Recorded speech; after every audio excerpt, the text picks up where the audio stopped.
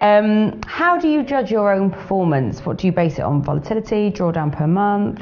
For me, I judge it overall as how much money have I made at the end of the year, because ultimately none of us came into this for the fun of it. We came in it for the money. So how profitable by the end of the year? What I will assess on a monthly basis is drawdown, is trade frequency. So a theoretical kind of correlation is, if I'm having a bad month, quite often, as my origins are a revenge trader, so if I lose, I have a tendency to want to get into the market.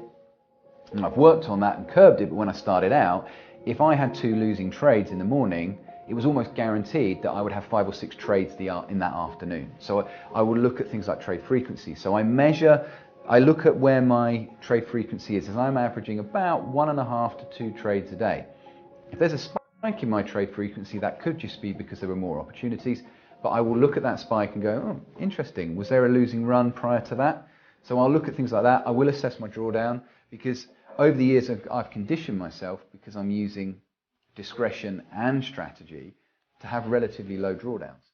So for me, if I'm having a 10% drawdown in a month is a fairly hefty loss for me. So I know that because I'm conditioned not to have that, if I have that, that could affect me psychologically. What's been your biggest setback today, and how did you get over it? Interesting. There's 2 that I think blowing an account. I think in the time when I started out, I blew an account fairly quickly. I think it was less than 2 months. That's a setback, and at the time, that is a significant setback. But it's 5,000. But again, the amounts are relevant, because it was all the money I had. Yeah. So I know traders that have blown 60, 70 in their first go, but they had 300 grand lying around. So in terms of, they've still got cash to play with. I literally blew everything that I had. So I think that was significant, and in the moment that was extremely challenging, but it's something I learned from. It's a bit like the businessman who goes bankrupt. The worst thing you do is not get back up. So I'm not saying everybody has to blow an account to be successful, but there is a theme to lots of traders that have been through that process or had a heavy drawdown, because it forces you to reassess the simple fact that you are not in control. You're in control of your trade, you're in control of your strategy, but you're not in control of the market.